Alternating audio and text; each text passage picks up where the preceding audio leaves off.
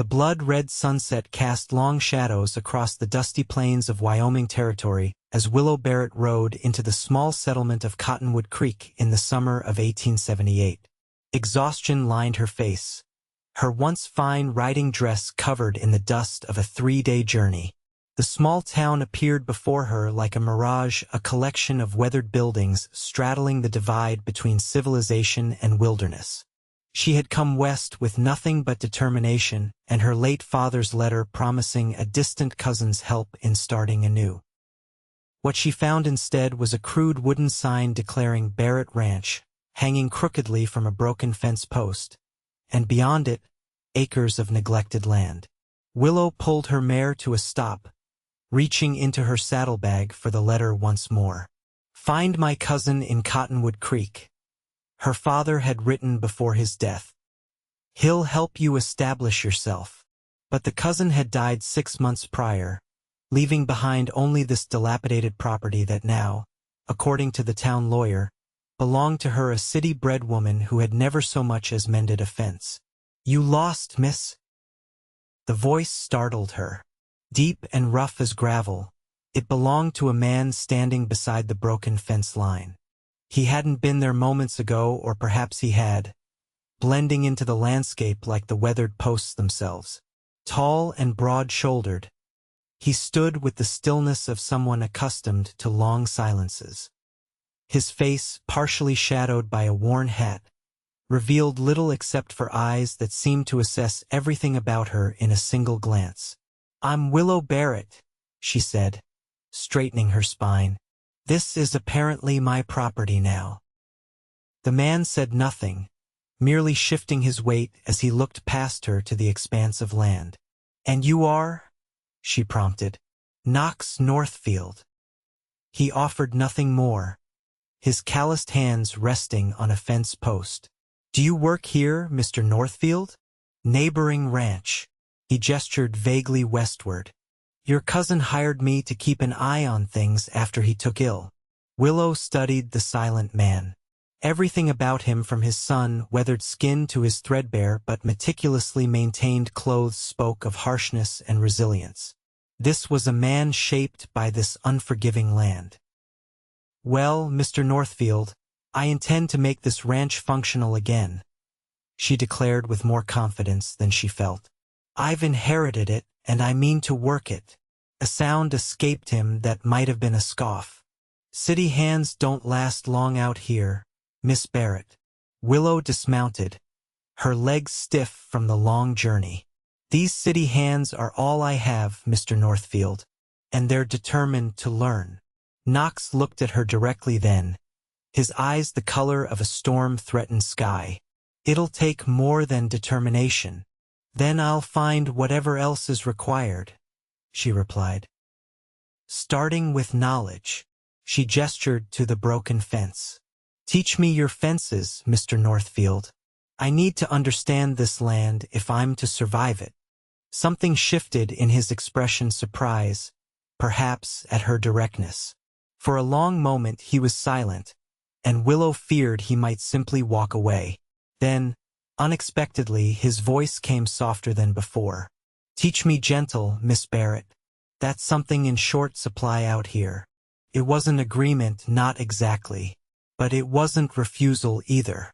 Willow nodded, sensing a tentative accord forming between them. "I can pay you," she offered. "Not much, but we'll discuss terms tomorrow." Knox adjusted his hat. "For now, you should get settled before dark. Coyotes get noisy after sundown." With that, he turned toward a horse she hadn't noticed before, a powerful buckskin that stood as quiet and watchful as its master. He mounted with the effortless motion of someone who had spent more time in the saddle than out of it and, with a slight nod in her direction, rode toward the setting sun. Willow watched until horse and rider became just a silhouette against the darkening sky. Then she turned to face the small, weathered cabin that was now her home. Tomorrow would bring the beginning of a new life, one she was completely unprepared for, save for her determination and the promise of knowledge from a harsh, silent man who seemed as much a part of this wild territory as the very earth beneath her feet. Morning came with merciless brightness, the sun streaming through cracks in the cabin's walls before Willow was ready to face the day. She had spent most of the night battling dust and cobwebs, creating a small habitable corner in what had once been her cousin's home. Every muscle protested as she rose from the narrow cot, but determination pushed her forward. She had just finished washing her face in a basin of cold water when a knock came at the door. Knox Northfield stood on her porch, silent as the previous evening but now holding the reins of 2 horses, her mare and his buckskin. He wore the same clothes, though his face appeared freshly shaved. In his free hand he carried a small bundle wrapped in cloth. "Provisions," he said, extending the bundle. "Figured you might not have much." Inside, Willow found dried beef, a small loaf of bread, and an apple. Simple fare, but the gesture surprised her. "Thank you," she said. "That's unexpectedly kind." Knox shrugged, uncomfortable with the acknowledgement. Can't teach fencing on an empty stomach. After a hasty breakfast, Willow followed Knox on horseback around the perimeter of what was now her property. The land stretched farther than she had imagined, rolling hills dotted with scrub brush, a small creek cutting through the eastern section, and patches of grassland that Knox informed her would be suitable for cattle. "Your cousin ran about 60 head before he got sick," Knox explained. "Sold most off when he couldn't manage anymore. You've got maybe 15 left, grazing in the north pasture." 15 cattle, Willow repeated, trying to sound as if she knew what that meant for a ranch's viability. "Is that enough to restart?" Knox gave her a sidelong glance. "Not if you want to eat through winter." They dismounted near a section of broken fence line, and Knox pulled tools from his saddlebag, a hammer, nails, and what looked like metal cutters. For the next hour, he demonstrated how to repair the wooden posts and tighten the wire between them, his movements efficient and practiced. Willow watched carefully, then insisted on trying herself. Her first attempts were clumsy, earning nothing more than a raised eyebrow from Knox. "You're gripping the hammer too tight," he finally said, after watching her struggle. "Makes your arm tired faster." "Show me," she insisted. After a moment's hesitation, Knox moved behind her, his arm reaching around to guide her hand on the hammer. "Like this," he said, his voice close to her ear as he demonstrated the proper swing. "Let the weight of the head do the work." Willow was acutely aware of his proximity, of the strength in his hand as it enveloped hers, of the faint scent of leather and sage that seemed to cling to him. When she successfully drove the nail with her next swing, she turned to find his face inches from hers, those storm-gray eyes watching her with something that might have been approval. "Better," he said, stepping back quickly. They worked side by side through the morning, repairing several yards of fence before the midday sun grew too intense. During breaks, Willow asked questions about ranching, livestock, and the land's requirements. Knox's answers were brief but informative, occasionally revealing flashes of intelligence that surprised her. This was no simple ranch hand, she realized, but a man with deep knowledge of the territory and its workings. "How long have you been in Wyoming?" she asked as they watered the horses at the creek. 15 years, he replied. "Came after the war." "The Civil War?" When he nodded, she did the calculation. "You must have been very young. Old enough to fight, too young to understand why." His tone discouraged further questions on that subject. "And your ranch?" she asked instead. "You said you have neighboring land?" 300 acres west of here. Small operation. Do you have family there?" Knox's jaw tightened almost imperceptibly. "Just me." They rode back to the cabin in the late afternoon, having made progress on the fence line but with much work still ahead. As Knox prepared to leave, Willow found herself reluctant to see him go. "Same time tomorrow?" she asked. He nodded, mounting his buckskin. Bring gloves if you have them. Your hands won't last otherwise. Willow looked down at her palms, already reddened from the day's work. I'll manage. Stubbornness won't stop blisters, he said. Then, unexpectedly, he reached into his saddlebag and tossed something toward her. Willow caught it reflexively, a pair of worn leather gloves.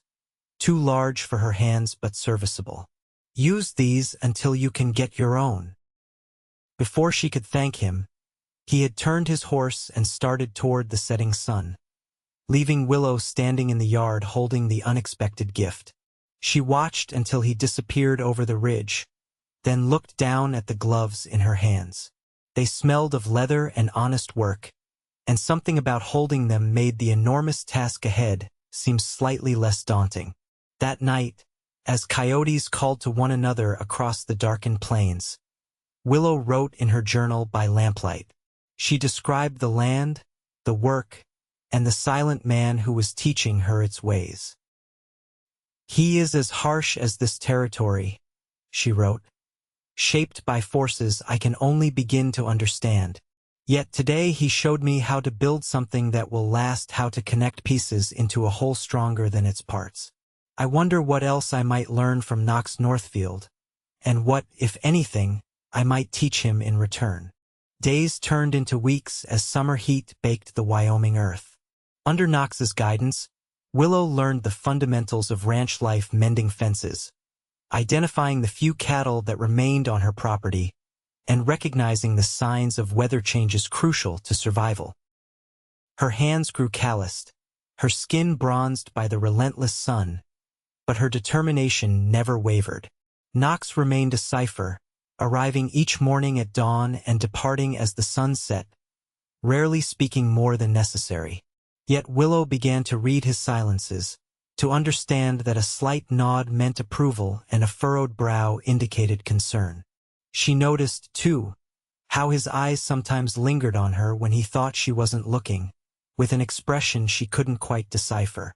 3 weeks after her arrival, Willow rode into Cottonwood Creek for supplies. The small settlement consisted of little more than a general store, a saloon, a modest church, and a handful of homes, but it represented her closest connection to civilization. As she secured her mare outside the general store, she became aware of curious stares from the townspeople. Inside, the storekeeper, a round-faced man named Emmett Daniels, greeted her with cautious friendliness. Miss Barrett, settling in all right at the old place? As well as can be expected, Mr. Daniels, she replied, handing him a list of necessities. Though there's much to learn. Heard Knox Northfield's been helping you, Emmett commented, gathering flour and coffee from his shelves. Yes, Mr. Northfield has been kind enough to teach me about ranching. Emmett exchanged glances with a woman selecting fabric nearby. Kind isn't a word folks around here generally associate with Northfield, he said carefully. Man keeps to himself, mostly. Been that way since he came back from the war. Back? Willow asked, her curiosity piqued. Was he from this area originally? Oh, yes, the woman interjected, unable to contain herself. Knox grew up on that land he works now. His folks had one of the first successful cattle operations in the territory. I'm Martha Simmons, by the way. My husband runs the livery. Pleased to meet you, Mrs. Simmons, Willow responded automatically, her mind processing this new information. You've known Mr. Northfield a long time, then? Since he was knee-high to a grasshopper, Martha confirmed. Such a bright, talkative boy, always with a book or a question. His mother was a schoolteacher from Boston. Had plans for him to attend university back east. Willow tried to reconcile this description with the taciturn man she knew. What changed? Martha's expression sobered. War changed everything. His father died while Knox was fighting, and his mother couldn't maintain the ranch alone, sold off most of the land to the Whitman outfit. By the time Knox returned, there was just the small homestead left. She lowered her voice. And he came back different, silent, closed off. Some say it was the fighting that did it. Others blame what happened with the Whitman girl. Martha, Emmett cautioned, glancing toward Willow. That's ancient history now. What happened? Willow couldn't help asking. Martha sighed. Before the war, everyone expected Knox would marry Eleanor Whitman. They'd been sweet on each other since childhood. But while Knox was away, Eleanor's father arranged her marriage to a cattle baron from Colorado, doubled the size of their operation. She shook her head sadly. Knox returned to find his land diminished and his intended married to another man. He's kept to himself ever since, building back his small ranch acre by acre, speaking only when necessary. Willow absorbed this information, suddenly understanding more about the harsh silence Knox wore like armor.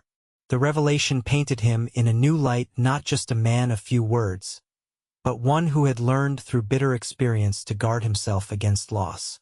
"Thank you for telling me," she said quietly. "It helps to understand the context." "Just be careful, Miss Barrett," Martha warned, not unkindly. "Knox Northfield might be teaching you about ranching, but he's not the type to let anyone close. Not anymore." Willow paid for her supplies and loaded them onto her mare, her mind preoccupied with what she'd learned.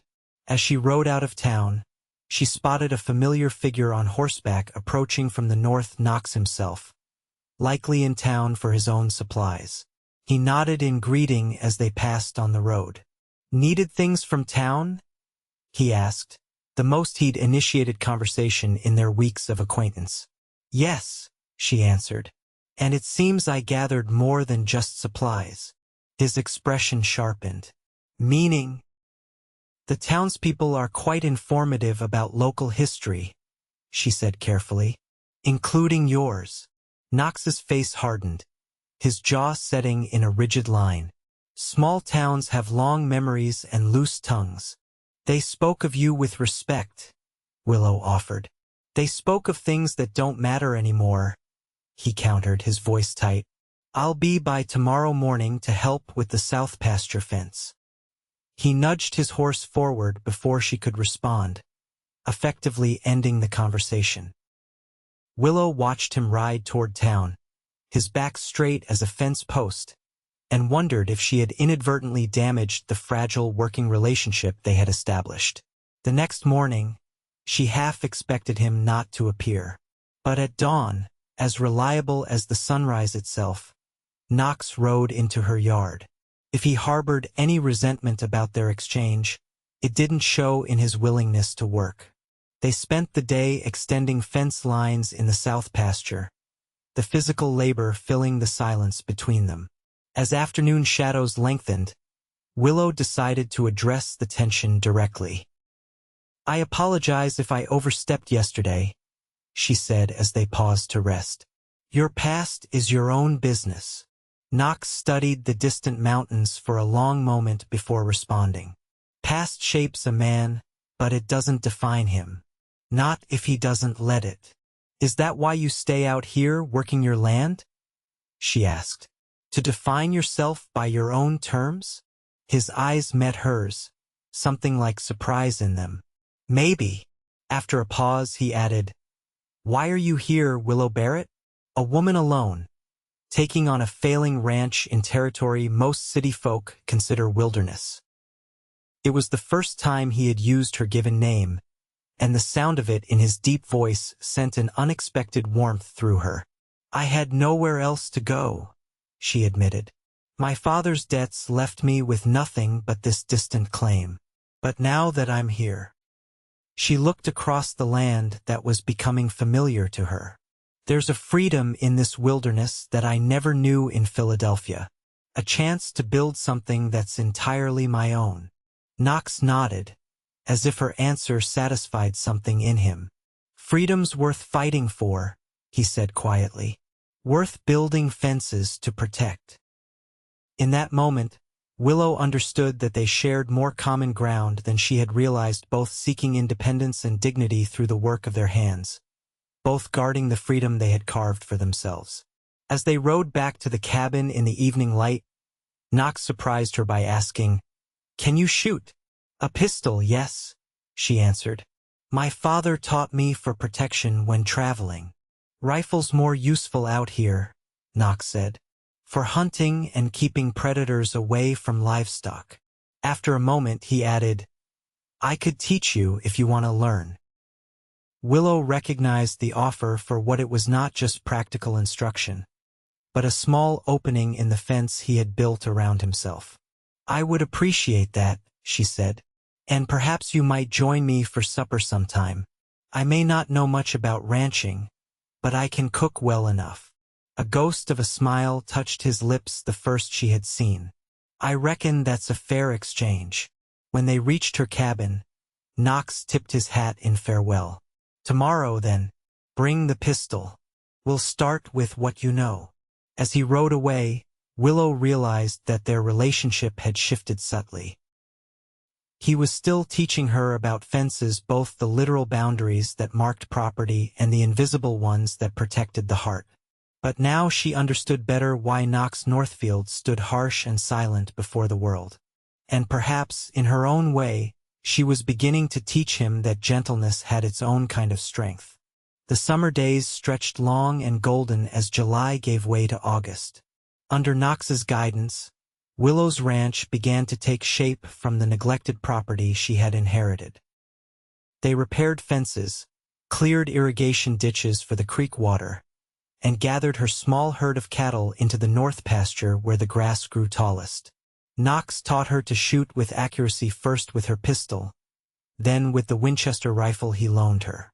"Keep your breathing steady," he instructed as she aimed at a row of cans he had placed on a distant fence post. "The rifle's an extension of yourself. Don't fight it." Willow squeezed the trigger, the recoil still surprising her despite weeks of practice. "The leftmost can flew off the post." Knox nodded his approval. "Your aim's improving," he said. "Another month and you'll be hunting your own winter meat." "Is that a compliment from the stern Mr. Northfield?"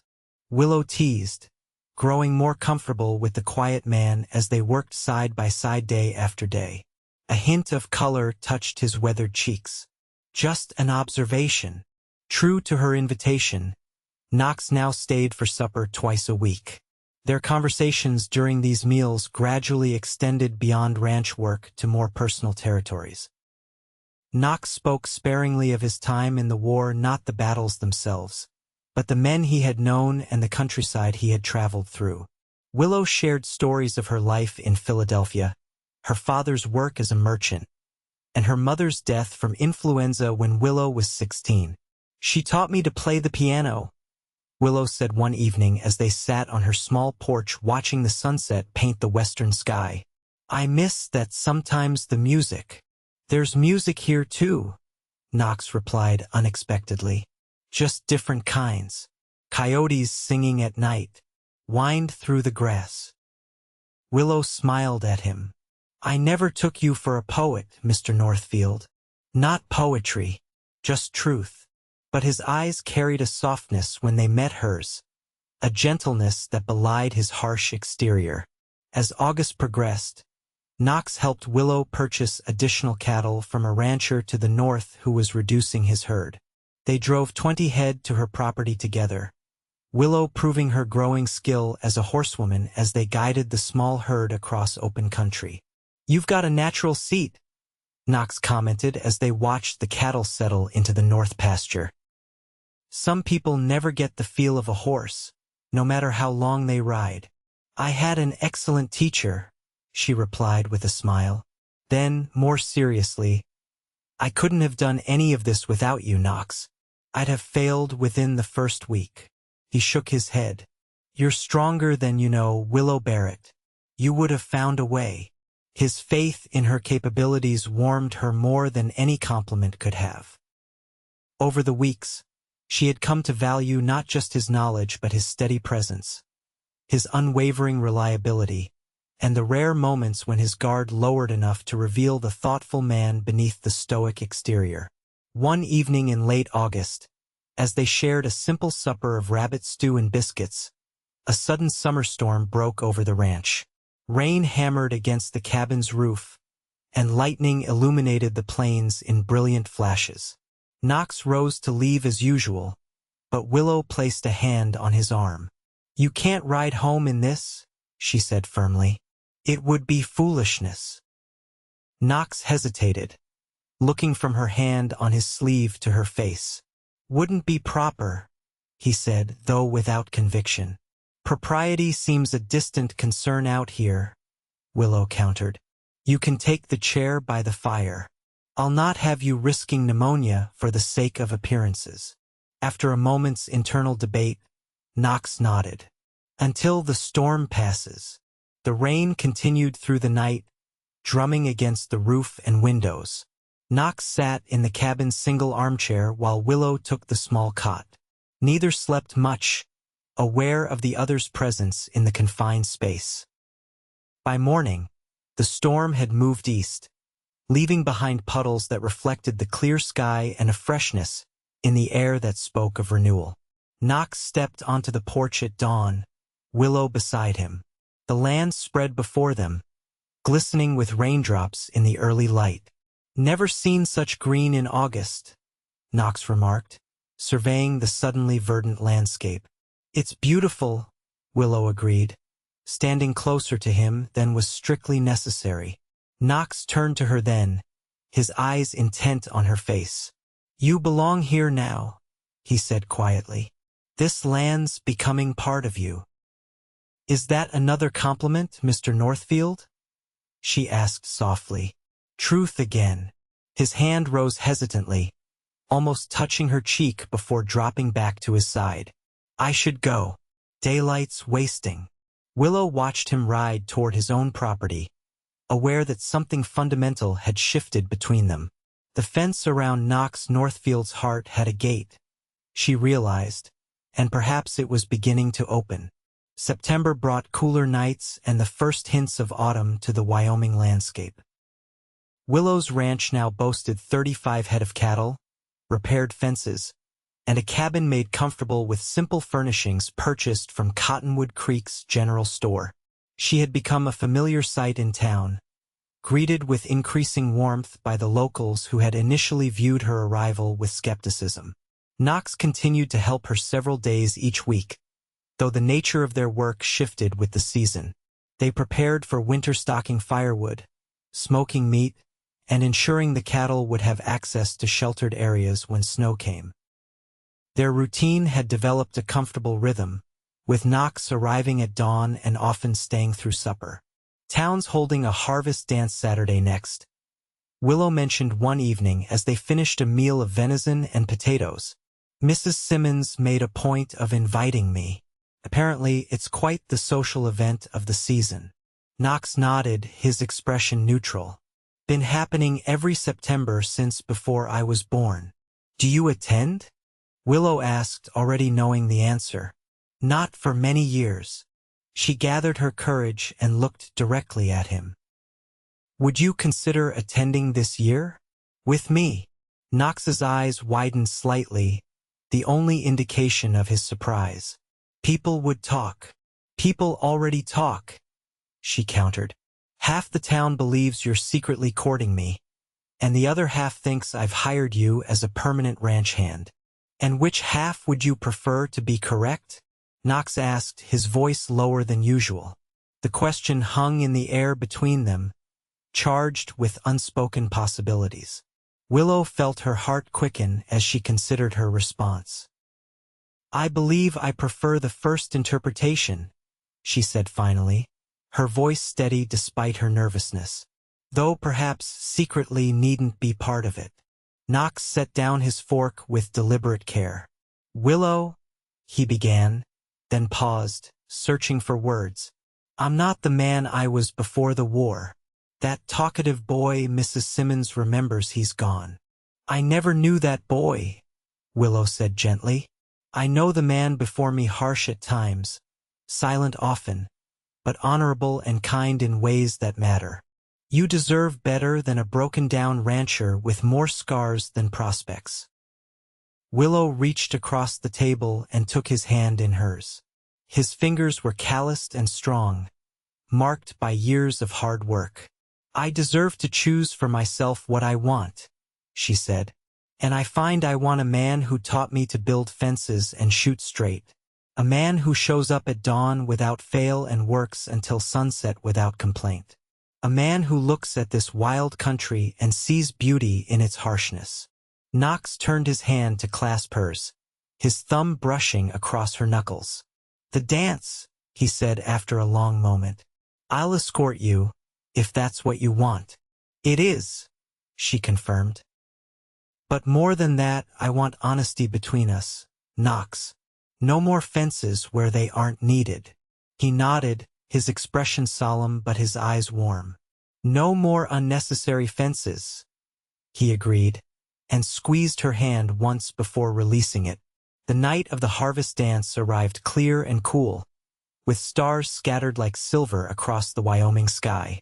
Knox appeared at Willow's door wearing clean clothes she had never seen before, a dark jacket over a white shirt, his boots polished to a shine. He had trimmed his beard and combed his hair, transforming from rugged rancher to a figure of quiet dignity. "You look beautiful," he said simply as Willow emerged in her best dress, a blue cotton with lace at the collar that she had carefully preserved from her Philadelphia life. "As do you," she replied with a smile. "Quite handsome, in fact." Knox offered his arm, and they rode together into Cottonwood Creek, where the church hall had been transformed with autumn decorations, dried corn husks, pumpkins, and paper lanterns casting a warm glow. When they entered together, conversations momentarily paused as the townspeople registered the significance of Knox Northfield attending a social function for the first time in years, and with Willow Barrett on his arm. Martha Simmons approached immediately, her face alight with barely contained excitement. "Knox Northfield, is that really you beneath all that respectability?" she teased. "And Miss Barrett, you look lovely. Come, both of you, there's punch and plenty of food." The evening unfolded like a dream as Willow was introduced to neighbors she had only glimpsed in town. Knox remained mostly silent at her side, but his presence spoke volumes. When the fiddle player struck up a lively tune and couples took to the floor, Knox hesitated. "I haven't danced in a long time," he admitted quietly. "Then we'll remember together," Willow said, taking his hand. To her surprise, once on the dance floor, Knox moved with unexpected grace. His hand at her waist was gentle but sure as he guided her through the steps of a country dance. As they circled with the other couples, Willow caught glimpses of approval and curiosity on the faces around them.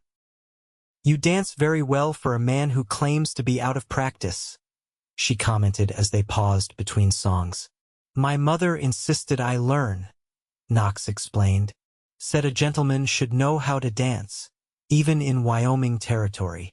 His expression softened with the memory. "She would have liked you, Willow." "I wish I could have known her," she replied, touched by this rare reference to his family. As the evening progressed, Knox gradually relaxed.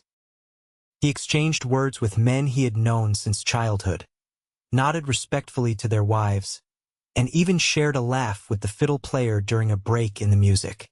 Willow watched this transformation with wonder, seeing glimpses of the man Knox might have been without war and loss to shape him. When the dancing ended and they rode home under the star-filled sky, a comfortable silence settled between them. At Willow's cabin, Knox helped her down from her horse with hands that lingered at her waist. "Thank you," he said, his voice rough with emotion, "for making me remember what it's like to be among people again." "Thank you for accompanying me," she replied. "It meant a great deal." In the silver moonlight, Knox's face appeared younger, the harsh lines softened. He stepped closer, his hand rising to touch her cheek with a gentleness that belied his strength. "Willow," he murmured, her name a question and an answer both. She moved toward him in response, and his lips met hers in a kiss as tender as a whisper. His arms encircled her, protective yet reverent, and Willow felt the last invisible fence between them begin to crumble. When they parted, Knox rested his forehead against hers. "I should go," he said reluctantly.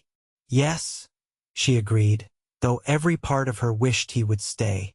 "But you'll return tomorrow?" "At dawn," he promised. "Always at dawn."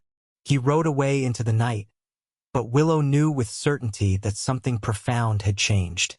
Knox Northfield, the man who stood harsh and silent before the world, had shown her a gentleness that few had ever witnessed. And in doing so, he had claimed a piece of her heart as surely as she had claimed her place on this wild frontier. October painted the Wyoming landscape in gold and crimson, as aspens turned and prairie grasses dried to amber waves that rippled in the autumn wind. Willow and Knox fell into a new rhythm, working side by side during daylight hours and spending evenings together planning for the coming winter. Their relationship deepened with each passing day, expressed more in shared glances and brief touches than in words. Knox began to speak more freely of his past, not all at once, but in quiet revelations during their evenings by the fire. He told Willow about his childhood on the ranch, his mother's determination that he receive an education despite the frontier setting, and his father's patient teaching about cattle and land management. "Pa believed this territory would grow into something great," he said one night as they sat on Willow's porch watching the sunset. "Said a man who worked hard and treated the land right would prosper alongside it." "He sounds wise," Willow remarked, her hand resting comfortably in Knox's. "He was," Knox agreed. "Wished I'd listened more closely before I left." He paused, his gaze distant. "War makes you see things differently." Came back understanding why Pa valued peace and quiet so much. Willow squeezed his hand. "You honor him by building on what he started." Knox turned to her, his expression softening. "You remind me of my mother sometimes. She saw value in things others overlooked.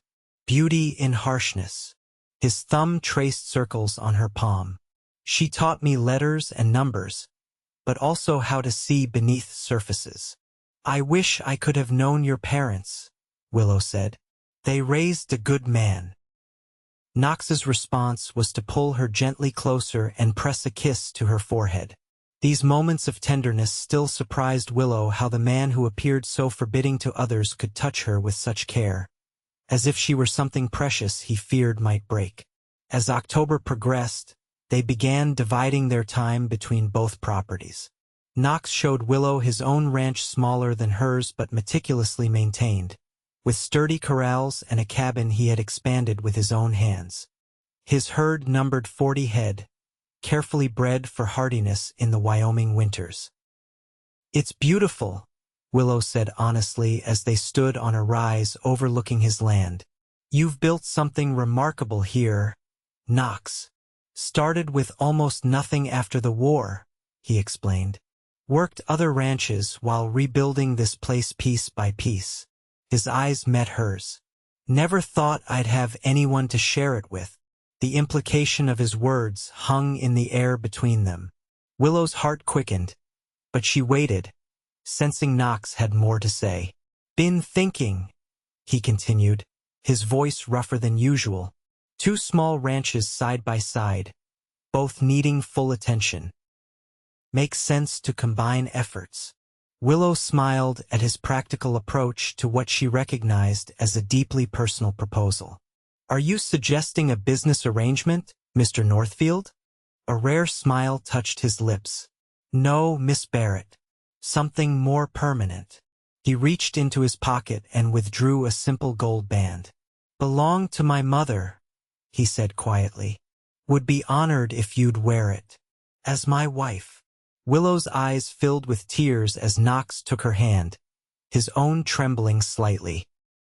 This harsh, silent man who had taught her to survive in an unforgiving land was offering her not just partnership but his heart. "Yes," she whispered. "I would be honored, Knox." He slipped the ring onto her finger, a perfect fit, as if meant for her all along. When he kissed her, Willow felt his restraint finally breaking, passion mingling with tenderness as he held her close against the autumn wind. "Never thought I'd find this again," he murmured against her hair. "Hope, a future worth building.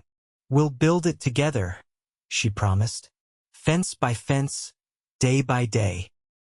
They agreed to marry before winter set in a simple ceremony with Reverend Collins from the Cottonwood Creek Church. News of their engagement spread quickly through the small community, met with approval and even celebration.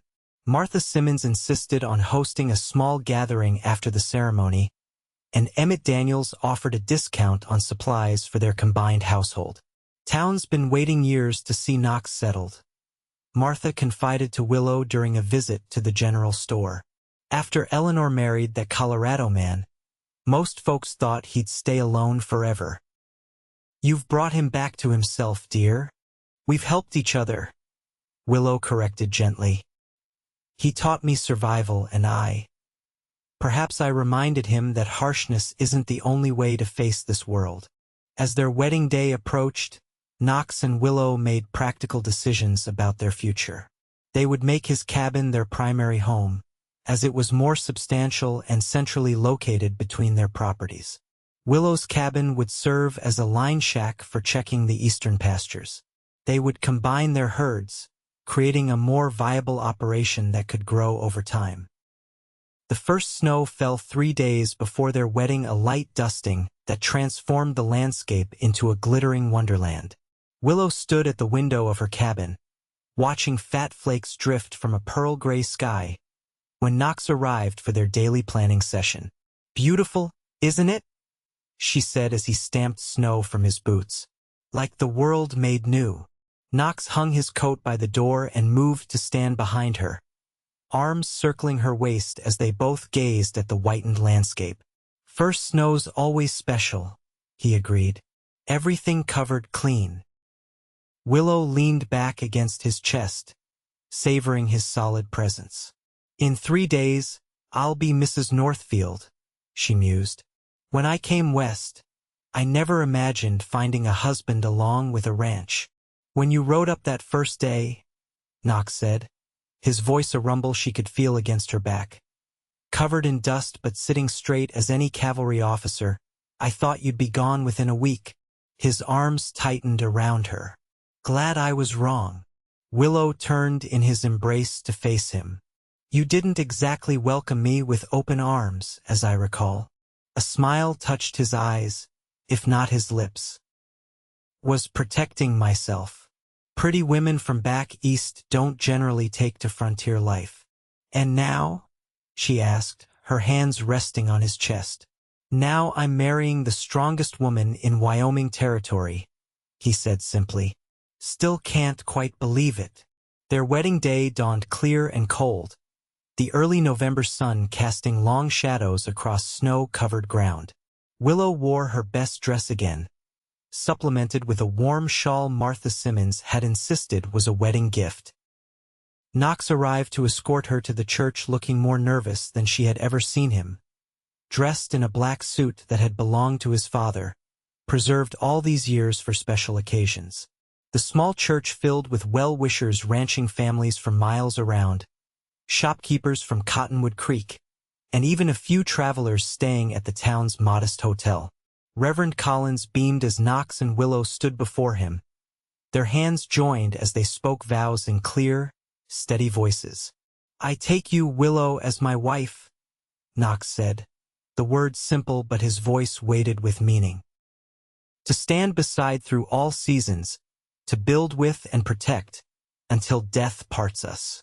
"I take you, Knox, as my husband," Willow responded, her eyes never leaving his.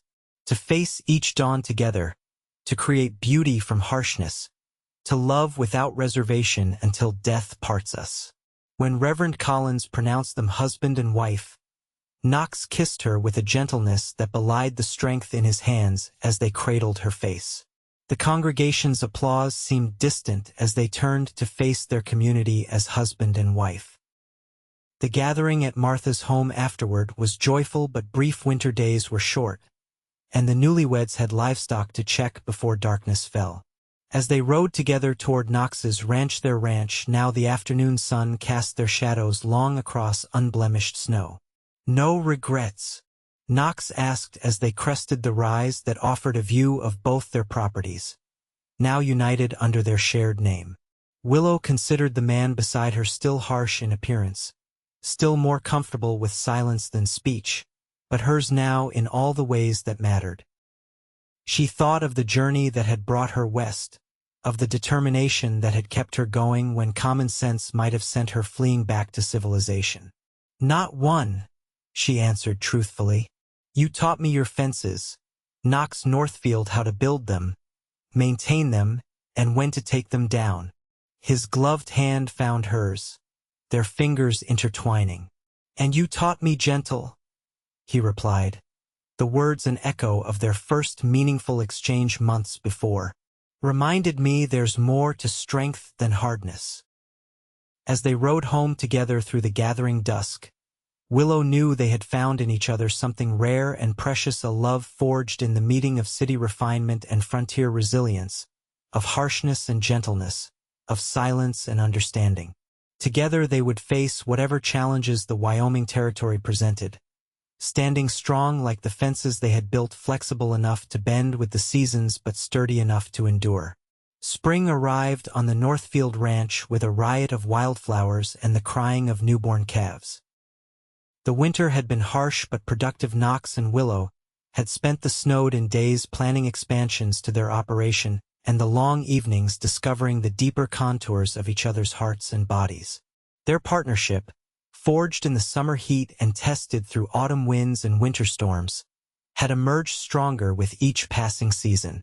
On a warm May morning 5 years after Willow had first ridden into Cottonwood Creek, she stood on the porch of their expanded cabin, watching Knox teach their 4-year-old son, William, how to mend a small section of garden fence.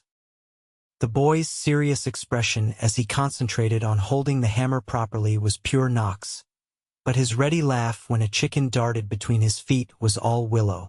Inside, their 2-year-old daughter Catherine napped in the cradle Knox had crafted from aspen wood, her chubby hand clutching a rag doll Willow had sewn during the winter evenings. The cabin now boasted 4 rooms instead of 2, with glass windows ordered from Denver and curtains Willow had made from fabric bought on their annual trip to Cheyenne.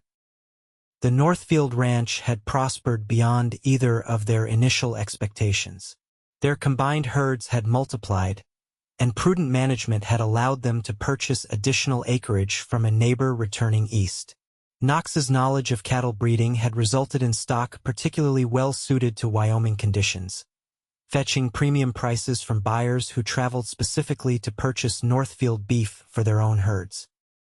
Willow had developed her own expertise, keeping meticulous records of their operation and establishing a small but thriving business selling seed stock to newer settlers.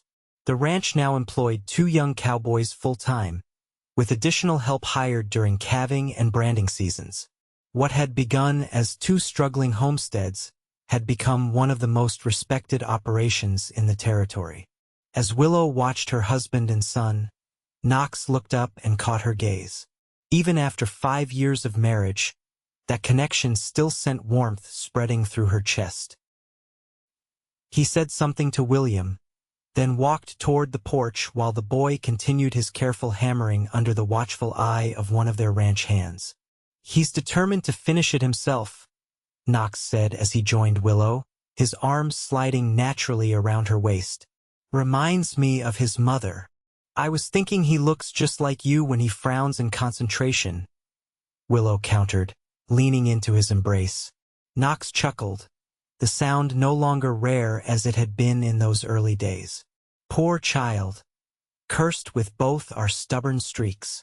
"Blessed," Willow corrected. "As am I." Knox turned to face her fully, his hands gentle on her shoulders. At 42, his hair showed strands of silver at the temples, and the lines around his eyes had deepened. But those eyes themselves, the color of storm clouds, looked at her with the same intensity that had captured her heart years ago. "Never imagined this life," he admitted quietly. A confession he had made in different forms throughout their years together. Standing here with you, watching our son, our daughter sleeping inside, this land thriving under our care. When I asked you to teach me your fences, Willow said, reaching up to touch his weathered cheek, I had no idea what we would build together. And when you asked me to teach you gentle, Knox replied, turning his face to kiss her palm, I never dreamed how much gentleness would return to my life through you. From across the yard, William called out triumphantly, holding up his small hammer. Papa! Mama! I fixed it! Well done, son! Knox called back, pride evident in his voice. A good fence makes for good living. Willow smiled at the familiar phrase one Knox had taught their son almost as soon as the boy could talk. It embodied everything they had learned together. That boundaries provided safety but needn't become barriers. That strength could coexist with tenderness. And that even in the harshest landscapes, love could take root and flourish. As the Wyoming sun warmed the land they had claimed as their own, Willow Barrett Northfield stood beside the man who had once been as unyielding as the territory itself. Together they had weathered storms both literal and figurative, building a life neither could have created alone. In teaching each other fence work and gentleness, resilience and vulnerability, they had found that rarest of treasures. A love as enduring as the mountains and as nourishing as the spring rains that brought renewal to their beloved western home.